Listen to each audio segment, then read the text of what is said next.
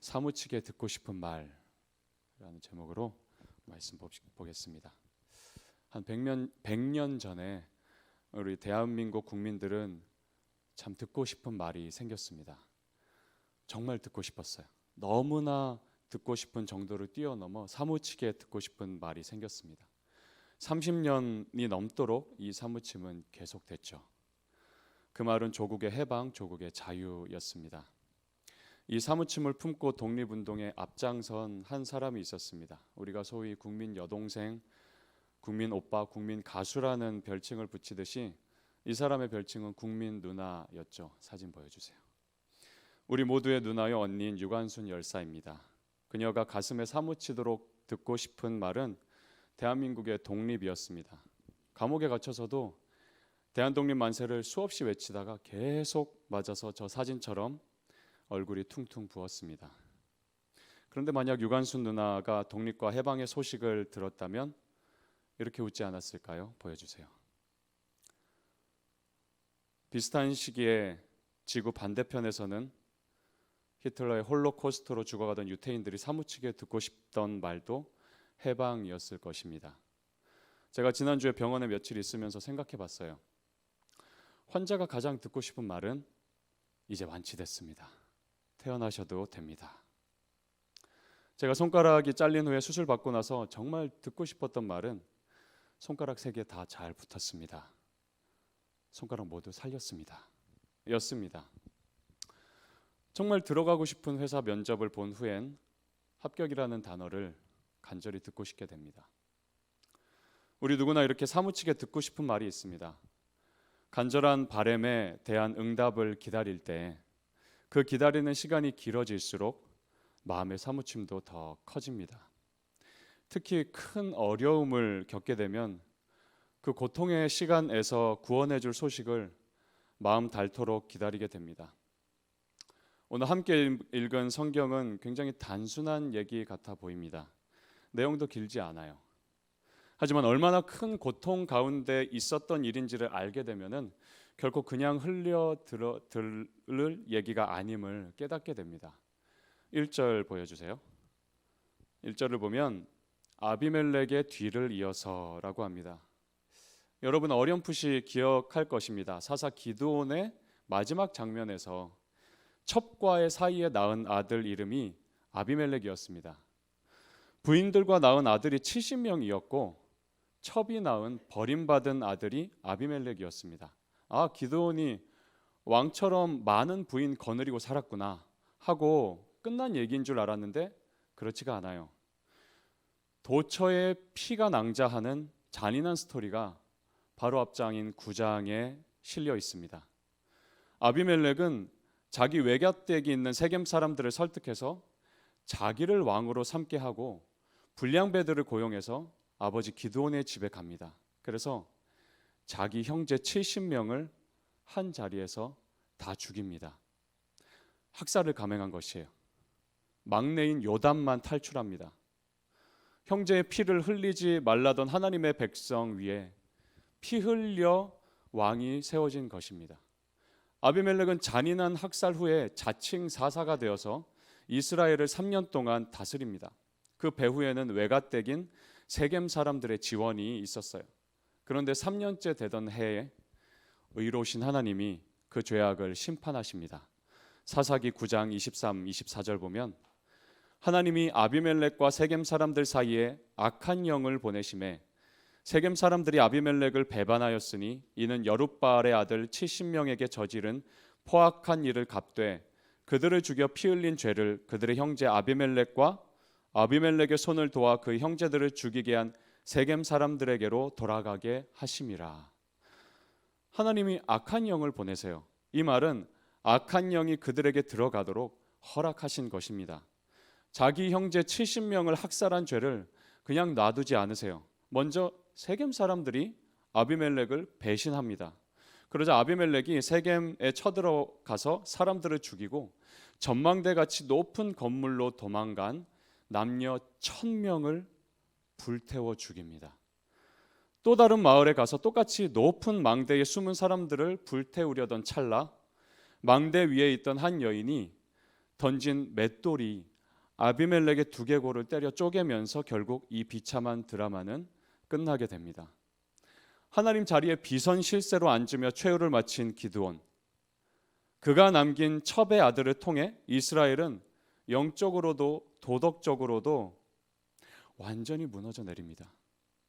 내전으로 사회는 흉흉해지고 분열되었고 질서는 무너집니다. 지도자가 없는 틈에 이 옆나라에서 쳐들어올지 몰라 두렵기에 충분했습니다. 사랑, 정의, 용서, 하나님 통치 전혀 찾아볼 수 없었습니다. 금으로 에봇, 여러분 에봇 기억나죠? 지난주에 얘기한 금으로 에봇 좀 만들면 어때? 안에 좀 많이 두고 첩도 좀 두면 어때?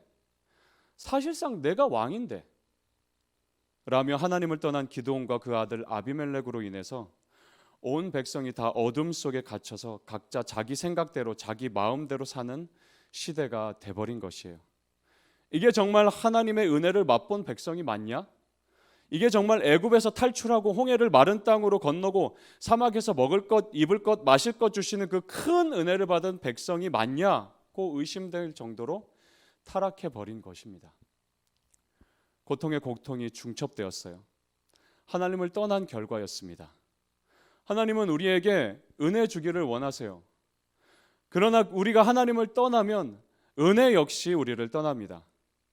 사람은 은혜가 마르면 뭘 해도 즐겁지가 않아요. 하나님의 은혜가 날 붙들고 있을 때는 힘든 상황이 와도 견뎌내고 이겨냅니다. 그러나 은혜가 마른 것 같은 때는 평탄한 날에도 마음은 폭풍우예요. 자꾸 흔들리는 마음이 잡혀지지가 않기 때문입니다.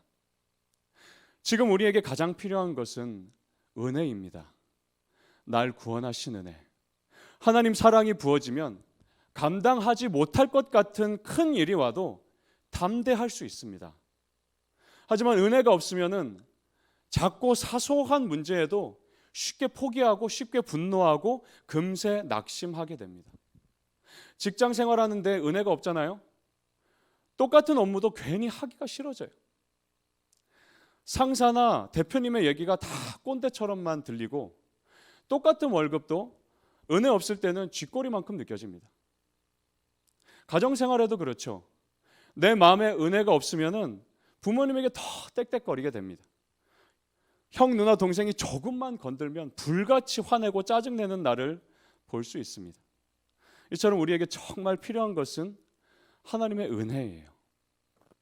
잔인한 폭군 아비멜렉이 다스리던 3년의 시간은 이스라엘에게 은혜 없는 시간이었습니다. 우리도 때로는 은혜 없는 채 살아갈 때가 있습니다. 그러면 은혜만 마르는 게 아닙니다. 하루하루 삶 자체가 메말라요. 주변에서 날 보면 그럭저럭 사는 것 같지만 자기 자신은 점점 알게 돼요. 아, 뭔가 잘못 살고 있는 것 같다. 아, 이렇게 살아서는 안 되는데. 하나님은 느껴지지 않고 인생의 짐은 더 무겁게 짓누릅니다. 주님, 너무 힘듭니다. 미칠 것만 같습니다. 제발 이 상황에서 절 구원해 주세요. 도와주세요, 제발 주님.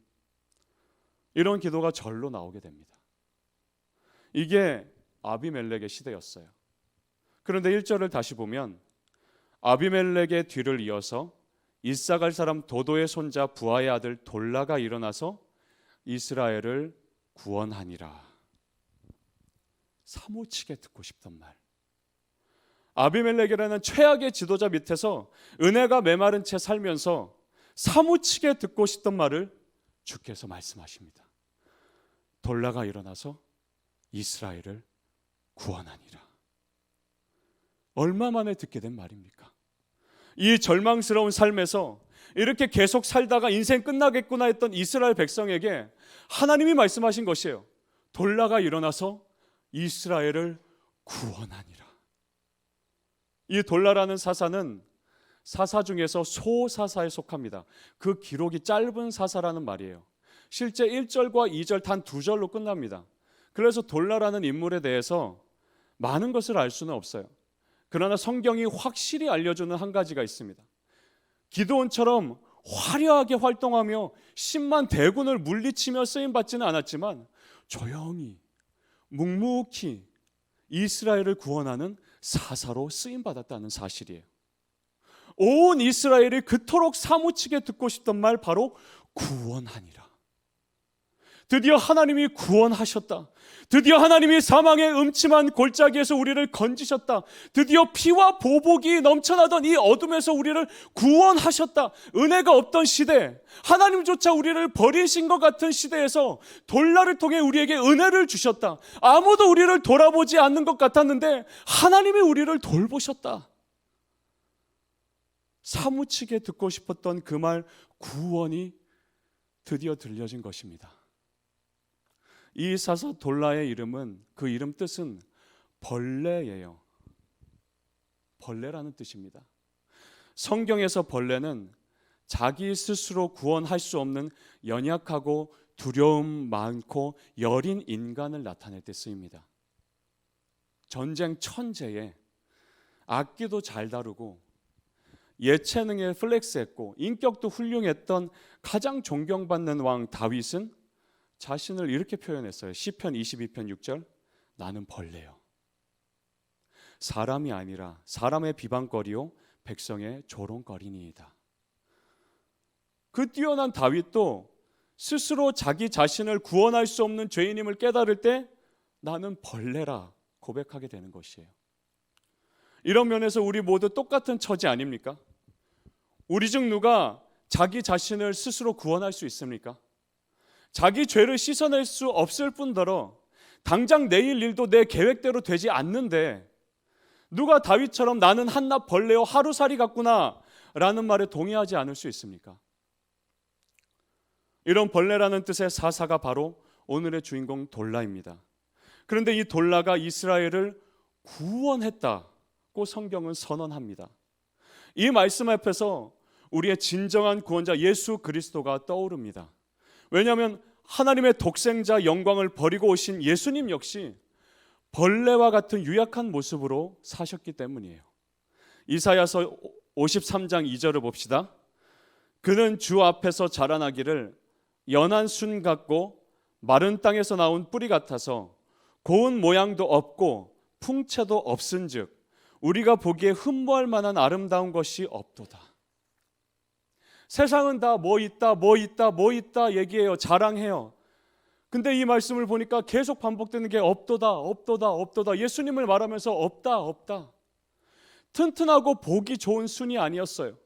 시냇가에 심긴 나무가 아니라 마른 땅에서 나온 보기 흉한 메마른 뿌리 같았어요. 누가 봐도 흠모할 만한 모습이 없었습니다. 이것은 이 세상 살아가는 우리의 모습 아닙니까? 하루하루 치열하게 살며 지치고 피곤하고 상처받는 우리의 모습 아닙니까? 그런데 예수님 역시 이런 모습으로 사셨어요. 그분은 우리와 똑같았습니다. 예수님 당시에 많은 사람이 믿지 못한 이유도 이것 때문이었어요. 저 외딴 시골 촌동네 나사렛 출신의 목수의 아들 놈이 무슨 우리를 구원할 수 있냐고 생각했어요. 그러나 돌라가 이스라엘을 구원했듯이 예수께서는 우리 모두를 구원하셨습니다. 오늘 본문 1절에 구원한다는 단어는 히브리어로 호시아예요. 이 뜻은 하나님이 우리를 구원하셨다입니다. 호세아 또는 여호수아 모두 같은 단어예요. 신약 성경에서는 예슈아, 즉 예수와 동일한 단어입니다.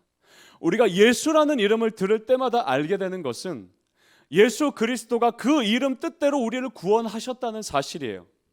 그 어떤 죄악도 예수님의 피로 씻기지 않을 게 없습니다. 그 어떤 과거도 십자가 밑에서 모두 용서받습니다. 그 어떤 죄인도 예수님만은 두 손 들고 달려와 꼭 안아주십니다. 은혜가 메마른 누구든지 예수님을 만나면 무조건적인 용납의 은혜를 누리게 됩니다. 여러분, 그 어떤 상처도 예수님의 사랑으로 회복됩니다. 우리가 사무치게 듣고 싶은 말, 우리를 그 절망에서 구원하셨다는 말은 예수라는 이름으로 성취된 것입니다. 또한 우리가 오늘 본문에서 알 수 있는 것은 단 2절만 기록된 정말 엑스트라 같은 아웃사이더 같은 사사지만 이 돌라도 하나님의 손에 들리자 한 나라를 구원하는 사사가 되었다는 것이에요. 하나님은 벌레라는 뜻의 돌라처럼 세상에서 힘없고 연약한 자를 통해 하나님의 일을 완성하십니다. 우리가 때로 낙심될 때 가장 먼저 흔들리는 게 우리의 정체성이잖아요. 나 같은 게 뭘 할 수 있겠어?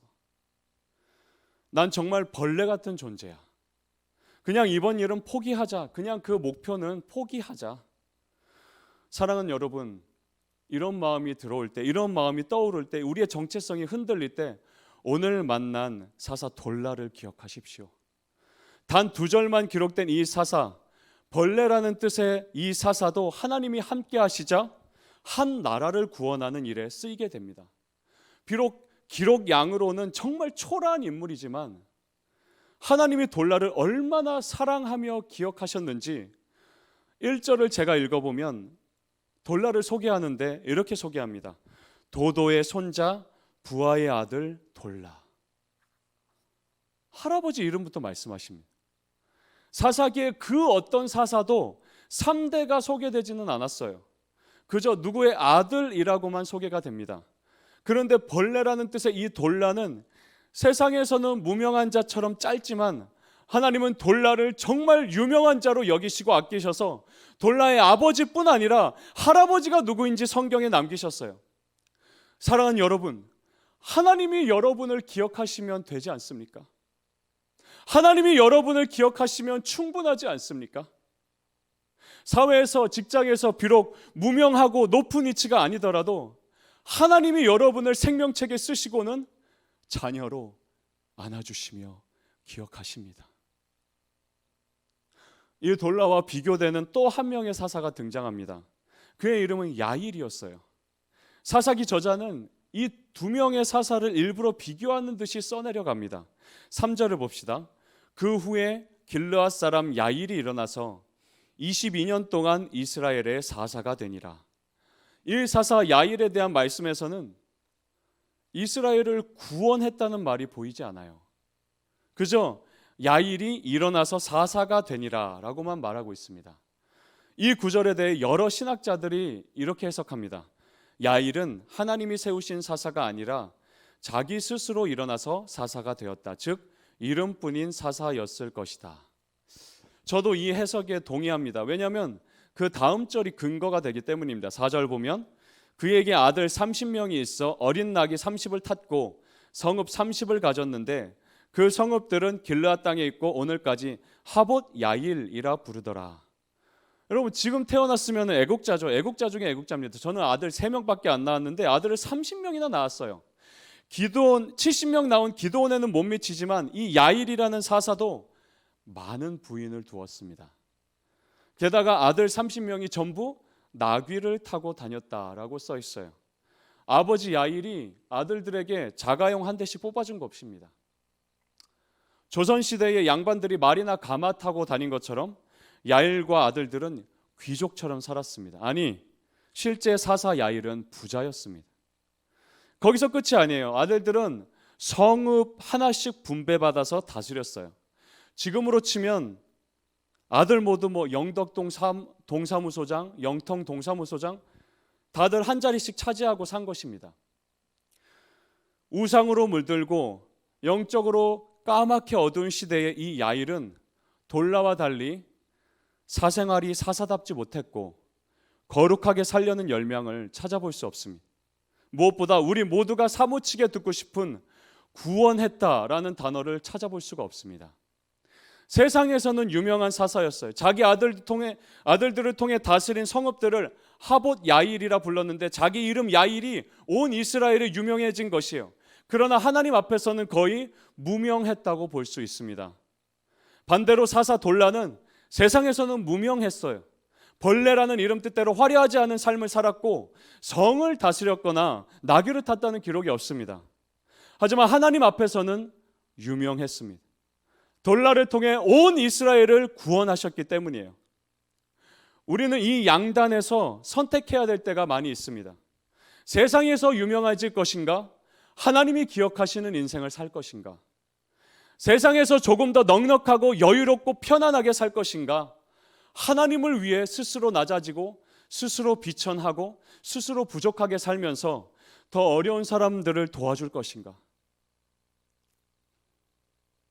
비록 야일처럼 내세울 것 많은 인생이 아니더라도 돌라처럼 하나님께 부름받고 하나님을 위해 쓰임 받는 게 은혜임을 여러분 꼭 믿게 되기를 바랍니다. 천국에서 해같이 빛나리라는 찬양이 있죠. 그 찬양 가사 중에 이런 말이 나옵니다. 주님이 기억하시면 족하리. 정말 주님이 기억하시면 족합니다. 주님이 우리를 기억하시면 그걸로 충분합니다. 지난주 병원에 있으면서 옆자리에 나이 많으신 할아버지 한 분이 계셨어요. 그분은 얼굴 왼쪽에 대상포진이 오셔서 굉장히 고통스러워 하셨습니다. 왼쪽 귀, 왼쪽 혀, 왼쪽 뺨, 왼쪽 눈 전체에 심한 고통이 온 거예요. 이분에게 어떻게 예수님을 전할 수 있을까 했지만은 그분이 귀가 잘 안 들리셔서 방법이 없었습니다. 그저 기도해 드릴 뿐이었어요. 그런데 이분을 간병하는 분으로 조선족 동포분이 있었습니다. 둘째 날 그분에게 우리말과 중국어를 섞어가면서 예수님을 전했어요. 그러자 자기 어머니도 전도사님이라면서 자기는 시간이 없어서 예배를 못 가고 있다고 했습니다. 셋째 날이 되자 다른 간병인이 오셨어요. 교회를 엿보다가 예수님을 전했습니다. 그러자 자기도 하나님 예수님 믿기는 하는데 돈 버느라 시간이 없고 시간 날 때는 마작하느라, 여러분 마작 아세요? 중국 대부분의 사람들이 하는 게임이 있습니다. 마작하느라고 시간이 없다는 것이에요. 그러더니 다음 날 한국 교회는 문제가 많다고 저에게 막 화를 내시는 거예요. 저한테 화를 내시는 거예요. 그러면서 한참 얘기하시다가 전광훈, 이만희, 심지어 나경원 씨까지 얘기하면서 간덩이도 크지 어떻게 정부에게 대통령에게 그렇게 대들 수 있냐고 한국 정부와 한국 법이 너무 약하다고 뭐라고 막 저한테 하시는 거예요. 중국에서는 상상도 못할 일이라 비교가 돼서 그러신 것 같습니다. 저는 화내지 않고 들으면서 그래도 우리는 예수님을 잘 믿으면 되고 우리 기준은 성경이라고 말씀을 드렸어요. 두 분의 조선족 께서 앞으로 예수를 믿고 새 생명을 얻게 될지는 모르겠습니다. 저는 그저 씨를 뿌리고 기도할 뿐이죠. 주님이 기억해 주시는 것으로 족한 것입니다. 여러분, 세상의 경력줄이 늘어나는 것보다 하나님의 손에 들려 쓰임받는 것을 더 기뻐하는 여러분 되기를 바랍니다. 하나님이 나를 통해 다른 사람을 구원하시는 것을 더 기뻐하는 여러분 되기를 바랍니다. 하나님이 나를 통해 믿음이 흔들리던 사람을 일으키시는 것을 더 기뻐하는 여러분 되기를 바랍니다. 내 재정이 부족하더라도 더 어려운 사람에게 나누는 기쁨이 여러분에게 있기를 바랍니다. 우리 하나님은 세상에서 무명한 자를 통해서 역사하십니다. 설교를 정리하면서 여러분 두 가지를 꼭 기억하십시오. 첫째는 우리 영혼이 가장 듣고 싶은 말씀은 이것입니다. 하나님이 나를 구원하셨다. 예수 그리스도가 십자가에서 나를 완전히 구원하셨다. 내가 지금 괴로운 그 문제에서도 날 구원하셨다는 말이 우리가 가장 듣고 싶은 말입니다. 바울과 실라가 전도하다가 감옥에 갇혔어요. 그런데 한밤중에 갑자기 큰 지진이 나면서 모든 감옥 문이 열리고 죄수를 묶어두었던 쇠사슬이 다 풀립니다. 간수가 자다가 깨서 이걸 보고는 죄수들이 다 도망간 줄 알고 자살하려고 하죠. 그때 바울이 소리를 질러서 멈추게 합니다. 간수는 뛰어가서 바울 앞에 엎드려 벌벌 떱니다. 성경에 쓰인 대로 말하면 무서워 벌벌 떨며 바울 앞에 엎드려 묻습니다. 선생님, 내가 어떻게 하여야 구원받으리이까? 여러분, 이 간절 어린 질문은 사실 우리 모두의 지금 질문이 아닙니까? 눈앞이 캄캄한 하루하루를 사는데 사실은 나도 두렵고 떨리는데 이런 내 마음 아무도 모르고 나 혼자 끙끙거리며 눈앞이 캄캄한데 내가 어떻게 하여야 이 상황에서 구원을 받으리이까? 그때 바울이 이렇게 대답합니다. 사도행전 16장 31절, 주 예수를 믿으라. 그리하면 너와 내 집이 구원을 받으리라. 구원 필요 없는 사람 아무도 없습니다. 우리 모두 구원자가 필요합니다. 그럼 구원자가 누구입니까? 성경이 우리에게 다른 이름을 주지 않았어요. 어떻게 해야 내가 제대로 살 수 있습니까? 어떻게 해야 이 골치 아픈 인생, 이 변화될 수 있습니까? 어떻게 하면 이 공허한 인생이 믿음의 능력을 경험하는 인생으로 바뀔 수 있습니까? 주 예수를 믿으라. 그리하면 너와 내 집이 구원을 받으리라. 저도 지지난주에 갑자기 이 대상포진에 걸릴 줄 전혀 몰랐어요. 이렇게 골치 아픈 문제는 갑자기 찾아옵니다. 예고 없이 찾아옵니다. 그때 우리 마음은 이 말씀을 방패로 삼아야 합니다. 주 예수를 믿으라. 그리하면 구원을 받으리라. 두 번째로, 하나님은 벌레라는 뜻의 돌라를 들어 이스라엘을 구원하셨어요. 특히 야일이라는 사사에 비해 초라해 보이고 화려하지 않던 돌라가 오히려 구원 역사에 크게 쓰임 받았습니다. 더구나 돌라가 부름받은 때는 아비멜렉이 나라를 엉망으로 만든 때였어요.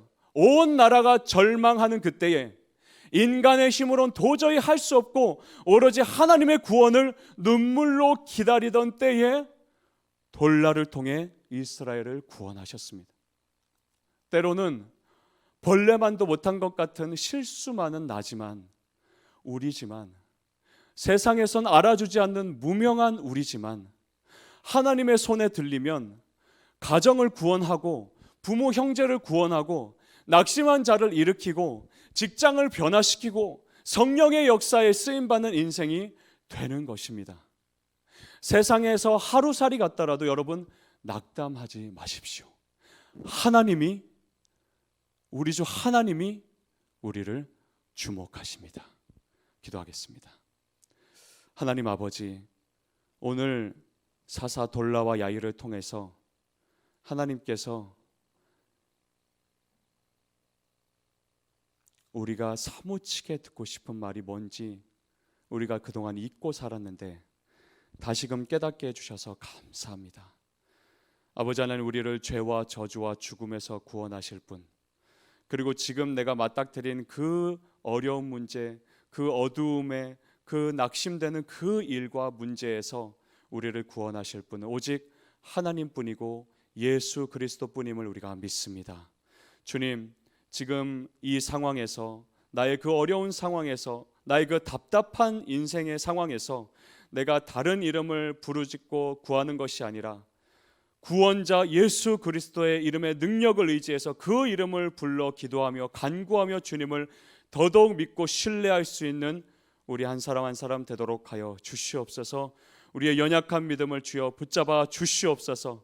또한 아버지 하나님, 돌라를 통해서, 벌레라는 뜻의 그 사사를 통해서 이스라엘을 구원하신 것처럼 세상에서는 무명한 것 같고 아버지 하나님, 실수 많고 실패하고 너무나 반복되는 그 실패로, 반복되는 죄로 아버지 하나님 정말 나 스스로 벌레같이 여겨질 때라도 그런 무명한 자를 통해서 하나님의 놀라운 일을 행하시는 우리 구주 하나님을 바라보며 다시금 믿음으로 일어나는 우리 사랑하는 모든 청년들 되도록 은혜 내려 주시옵소서. 예수님의 이름으로 기도합니다.